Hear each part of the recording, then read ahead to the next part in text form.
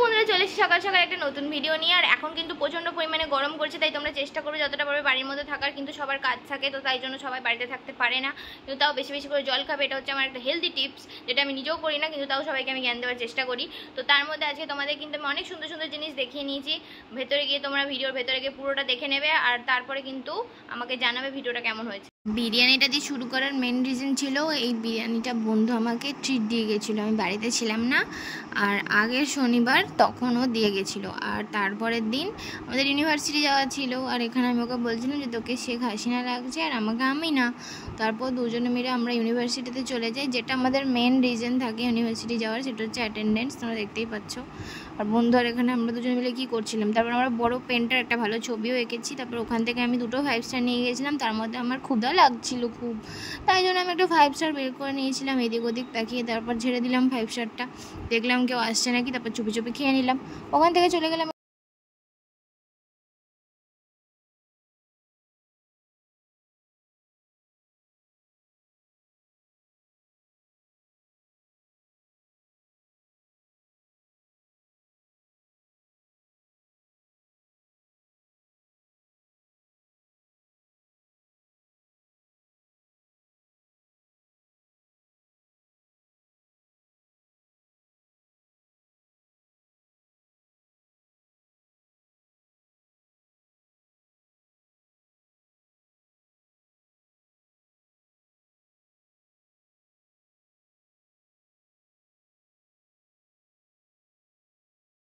তোমরা তো দেখতে পেলে আজকে আমি কত স্ট্রাগল করেছি। তো বন্ধুকে ডিস্টার্ব করার পর এবার সেকেন্ড পার্ট এসেছিলো আমার মধুকে ডিস্টার্ব করা, ঠিক আছে। মধু এখানে ভোজপুরি গান সেট করছিল, আর যেটা করে পরে কিন্তু মধু একটু পরে নাচতে শুরু করবে। আর এটা হচ্ছে আমাদের মানে কি বলবো, দাদা স্যার ট্রেনার সব একসাথে মিক্সচার একটা প্রোডাক্ট, সব কিছু তারপরে করছিল দেখে। তারপরে মধু এখানে আমাদেরকে নেচে দেখাচ্ছিলো, ঠিক আছে। মধু আমাকে বলছে তুই ছাড়বি না কিন্তু।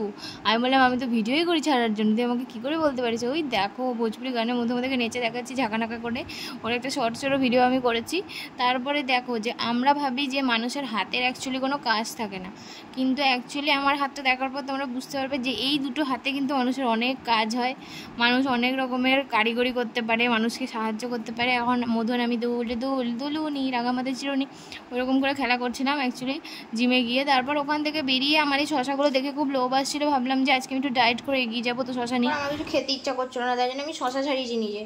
তারপরে আমি জায়গা খুঁজে পাইনি, গামলাটা খুঁজে পেয়েছি, কারণ এইখানে আমি আর কিছু খুঁজে পাচ্ছিলাম না। এই ছোটো বাটিগুলোতে করলে তো মানে বেরিয়ে যেত, তাই জন্য এটা বেশি সেফ মনে হয়েছে। তো এর মধ্যে একটু বিট নুন দিয়ে নিয়েছি, বাস এটাই হচ্ছে আজকে আমার ডিনার। তাহলে আমার মুখটা গোল, এই গামলাটা আর আমার মুখটা পুরো সেম সেম। কী করবো, কিছু খুঁজে পাইনি। আর খিদের সময় অত পাত্র দেখে খাওয়া যায় নাকি, তাই জন্য আমি বড়ো গামলাটা নিচ্ছি। এটা দিয়ে খেতে ভালো লাগবে, আর অনেক চারিয়ে বাইরে পড়বেও না। আর আমি খাবার খেলে পড়ে যায় মাঝে মাঝে, সেটা হচ্ছে মেন কথা। তো শশাটা নিয়ে আমি এখন খেয়ে নেবো। নিজে কিনে এনেছি না, ওই জন্য এত ভালো লাগছে।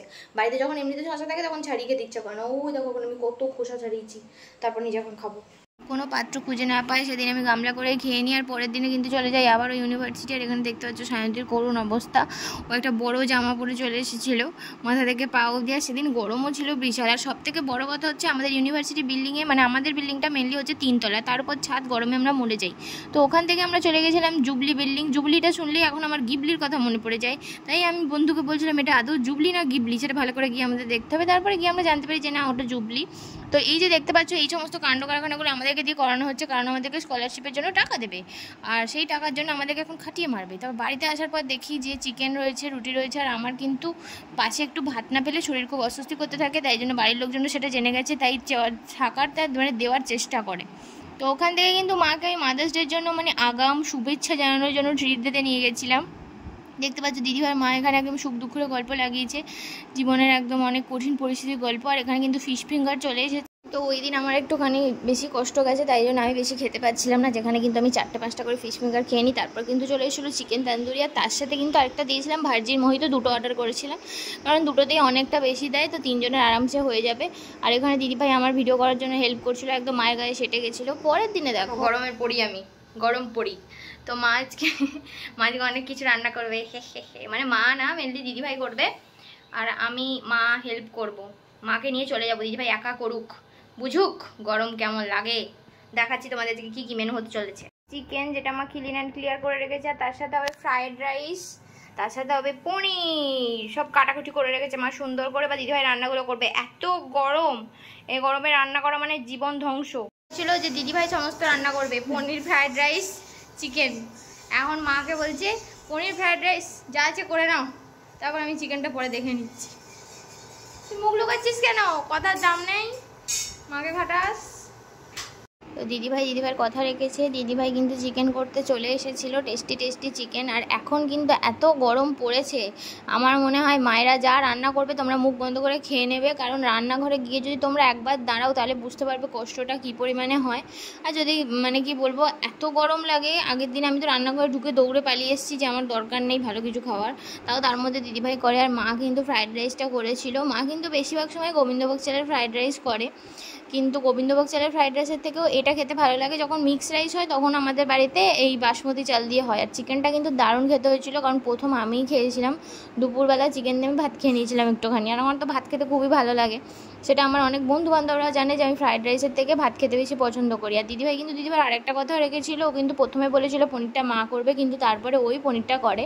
তো তোমরা দেখতে পাচ্ছ এটাই হচ্ছে আজকের মেনু ছিল, সেটা হচ্ছে ফ্রাইড রাইস, আর তার সাথে চিকেন কষা, আর তার সাথে ছিল পনির, যেটা কিন্তু অনেক টেস্টি হয়েছিল। আর তারপরে নিরামিষ খাবে এই আলু চোখা ময়টা দিয়ে। আজকে ওর জন্য ডালিয়া হয়েছে, এই যে ডালিয়া 1000 বছর পরে হয়েছে, এটা আমরা আজকে সবাই মিলে খাবো। টাকা আমার দিকে, টাটা, চলে যাচ্ছি আমি। খাওয়াটা বার। তো ভিডিওটা কেমন হয়েছে তোমরা অবশ্যই জানাতে ভুলবে না। আর ভিডিওটা ভালো লেগে থাকলে লাইক, শেয়ার অ্যান্ড সাবস্ক্রাইব করতে ভুলবে না। আর থ্যাংক ইউ ফর ওয়াচিং, টাটা। আর তোমরা কিন্তু সবাই জানো আমি ছোটো মানুষ, তাই জন্য আমি রোজ ভিডিও আপলোড করতে পারি না। তো যেদিন আমি আপলোড করবো তোমরা কিন্তু মন দিয়ে সেটা দেখবে। টাটা।